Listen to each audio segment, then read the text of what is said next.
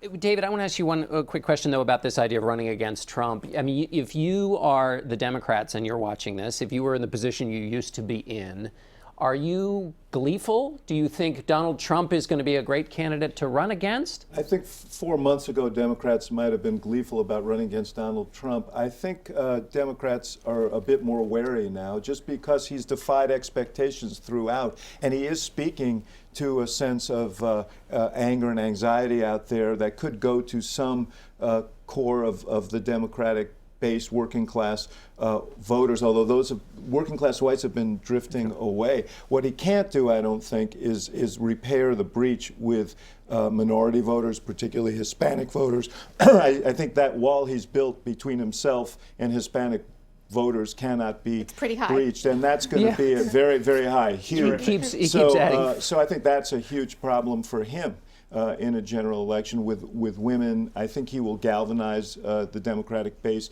So I still think he has a tough road to hoe to win the presidency, but I think he's defied expectations so much that people are a little wary now. Yeah, it's interesting. I think a lot of the anger in the electorate is not, I don't think it's universal. If you look at polls of African Americans, of Latinos, of people in the rising American electorate, they say they're actually pretty optimistic about the country's direction, which makes a lot of sense. A generation ago, things were pretty bad.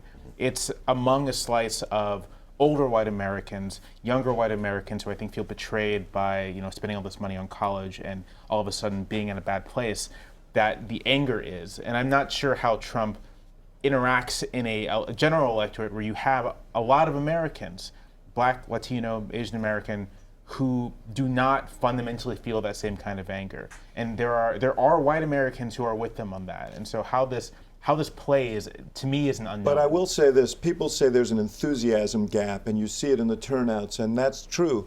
I think the antidote to the enthusiasm gap for Hillary Clinton, should she be the nominee, is Donald Trump and perhaps the Supreme Court debate. And I think that will galvanize a base that may not be as enthused about her as they were, say, about Barack Obama. And we saw Hillary Clinton trying to turn that page last night after her big victory in South Carolina. You saw her trying to do two things at once last night, which I thought she did just fine, which is to still be attentive to the Sanders vote and the arguments that they want to hear from her. And so there was that about big banks and everything else, and to turn her attention to her vision of making America great again, which is making America whole again. I want to go back, though, and say one thing about Donald Trump and the excellent question that you asked him. Can't stay away from him. I can't stay away from him about taxes, because his argument is we don't learn anything from tax returns, and that is just not true. Here's what we learn that we don't learn from other filings: your income,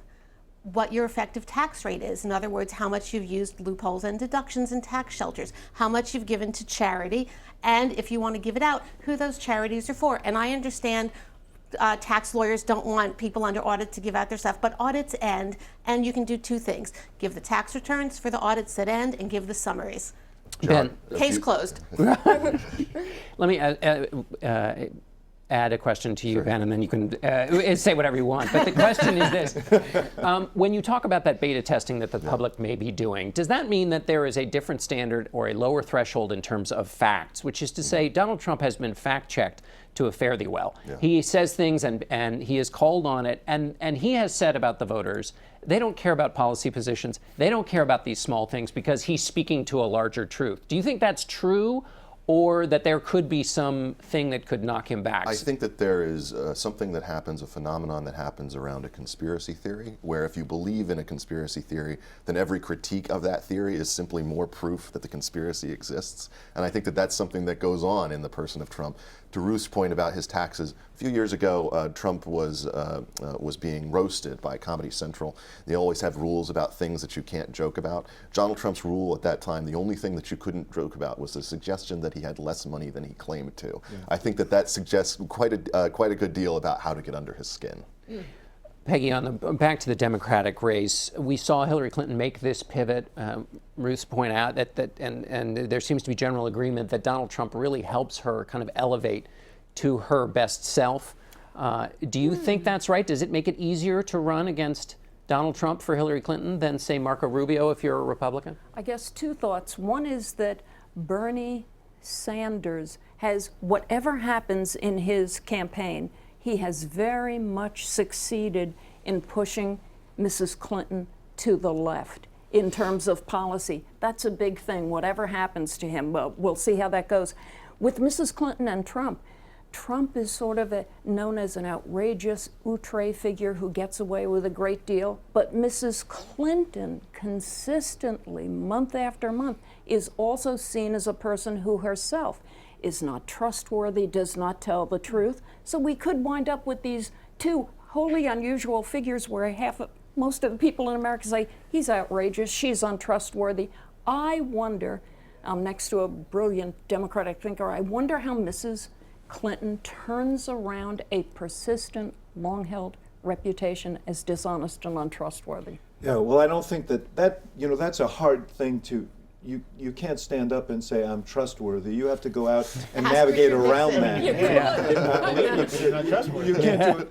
It's not going to have much impact. Let me say that. I didn't mean to put you on the spot, but that is a big question. No, it isn't. It is. The question is on what standards are people voting and what's important to them, and do they at the end of the day feel that she is the strongest advocate for them on those issues? And in the case of Trump, whether he's a plausible commander-in-chief, a plausible president, because they absolutely believe that she is. And to go back to a point you made earlier, David, Trump is, not only did Trump in an earlier age rail against the Central Park Five, he was sued by the federal government for housing discrimination. I mean, Trump is a guy who activates a lot of fears among Black and Latino voters that can be, cynically exploited to win. All right, that's going to have to be the last word. Jamelle, thanks to all of you. We'll be right back in a moment.